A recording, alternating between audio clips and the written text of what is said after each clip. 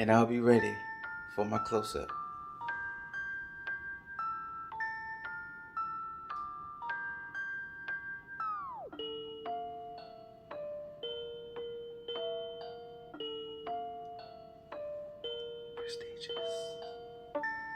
Imagination.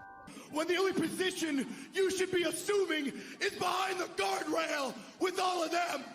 I don't want to wait till 2024, but you don't listen to me. I wanted to bring a guy with me to the top that did not want to see me at the top. See why? And of course, this guy comes in having the fucking King Slayer tag. Do I even dare applaud something so simple and trivial and, to be perfectly honest, childish? You know, I wasn't going to respond to any of the foolishness that you keep throwing out there, but even after you lost, even though you said you were going to win, to somebody, might I add, that you opened the door for, the said forbidden door. See, this is your fault, the reason that Juggs won, but that's neither here nor there because that part is irrelevant. We'll get to that at some point down the line. What I want to talk about is how you unsolicitedly decided to bash me. You decided to call me a snake oil salesman. That snake oil salesman, Lip Dizzle. See, that's somebody who deceives. I haven't deceived anybody, you know. Most of the time, and I mean, of course, we can go back and forth with who said they were going to win and who didn't win. What we know for sure is the fact that on any given day, somebody can be better than the other person. That doesn't mean that we're wrong. It just means that we weren't better that day. But I have not once deceived you. I have not once told you that I wasn't something that I am. Me, I have always been who I said I was from the very beginning. Whereas you, my friend, have been too busy chasing something that has already been created. I don't see why they will not let me chase greatness. I've already paved this road of greatness that you so-called say that we're keeping you from. See, I can't keep you something when I am that something. Because see, you're so worried about 10. You want to be the 10th champion. You know what number that I'm concerned with? 1 and 84. See, what you don't realize about what I've accomplished and what you've accomplished are two very different things. You see, with me, there is 1, the first, the inaugural. I will always and forever be the first tag predictions champion. And at the same time, where 84 could potentially change because I can will the fact of me beating my own record of 84 days in that inaugural reign. See, that's the thing that you have failed to accomplish, my friend, is that where that difference comes in, where you're worried about the 10 or 11 or 12, see, you're worried about how many reigns you can attain. Where the problem is with that is that in order for you to get that many reigns, you have to lose almost just as many times to attain that. Is that really greatness? Is that really greatness? See, I have 7 reigns under my belt. But the one reign that is synonymous with those 2 numbers is the greatest reign in Tag Predictions Championship history. That first reign that I had is not only the first in the inaugural, it's the greatest because it is the longest. It is the longest. And the thing is, I don't understand why you look at me as if I am a charlatan, which is what you said. You called me a charlatan. You have that charlatan. A fraud?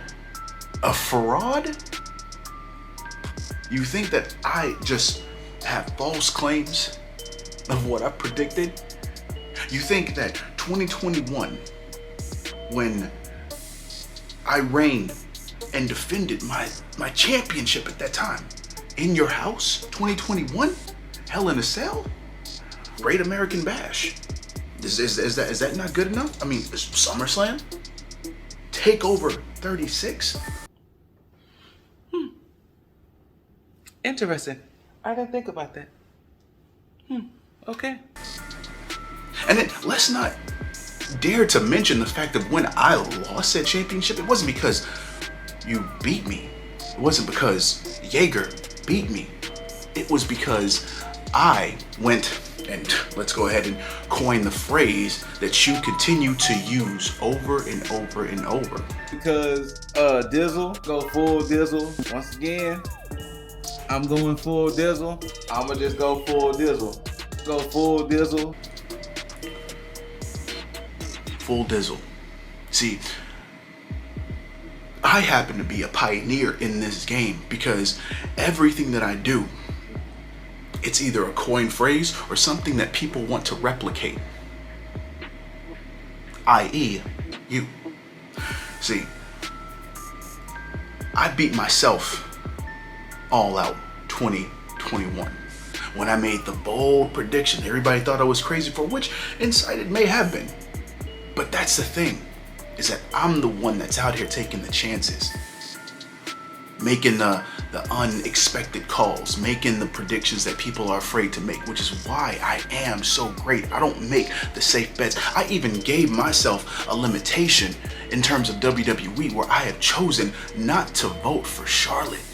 I chose not to pick Charlotte in any matches she's in, even if I'm aware of the fact that she just might win. See, I have gimped myself to sit here and play in the sandbox with the lowly peasants, but you know what, that's rude. I shouldn't say lowly peasants. I should just say lesser than. I should just say lesser than. But the most egregious, disrespectful thing that you did is you said, so my crown doesn't slip. Was you talking about the crown? Something that I brought in before there was a tag championship title. There was the crown. Something that you yourself scoffed at. Apparently, Well, the main man with the plan. Oh, son of a bitch. God damn. Oh man, I thought he disappeared. But trust and believe. This whole thing that's happening to this side of me right now, right here, this right here, unnecessary. And now you say you want it? See, I've been too laxed with all of this. And I have not allowed myself to be the prince of predictions that I have been for so long. But I think it's time that we fix that. Because just like all good kings in history, they all had one thing in common, is that was the fact that they had a kingdom to rule over. And I think it's time for the prince to have his. See you soon. Because you better win. Because if you do not win this weekend, Scoot, I'll just have my Thanos moment and do it myself. Suck a dick, suck a dick, suck a motherfucking dick, suck a dick, suck